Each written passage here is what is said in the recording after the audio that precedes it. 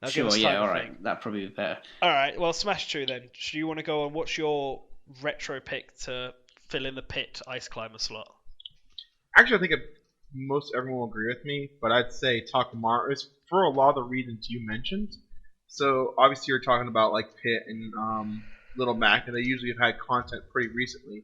But that's really been true of Takamaru. He's been in a lot of games. He's in Nintendo Land, which he's kind of an odd pick if you look at a lot of the Nintendo Land stuff. Like most of it's pretty well known series, even their classic, where they was just kind of there. Like clearly, Nintendo likes the character.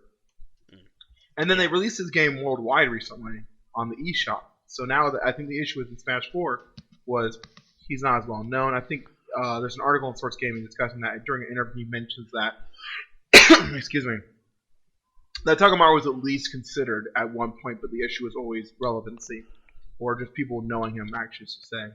But now that he's appearing more often, that would be a perfect time to say in the next game, let's add Takamaru. He fits that bill, and if you look at a lot of the retro characters, like him as well as Samus, Pit, and Link were all kind of started on the Famicom Disk System and about the same time. So I think that they've always had some kind of like, I hate to say prestige, but that's kind of it, versus even the other series like Mach Rider, which get a little pushed aside. Well, Sakurai referenced that when he revealed Takamaru, that essentially Zelda, Pit, and Zelda Kid Icarus, Metroid, and Murasame are all brother and sister series, basically. They all play very similarly. They were all designed around the same time. They were all released for the Famicom Disk System. They all use the save feature, at least in Japan. So they were all designed with the same thing in mind. Then I think Takamaru is the one missing from that.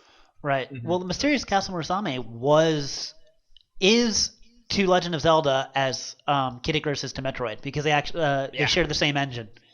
Murasama and Zelda share the same engine, and Metroid and Kid Icarus share the same engine. Yeah. So they're literally sister series.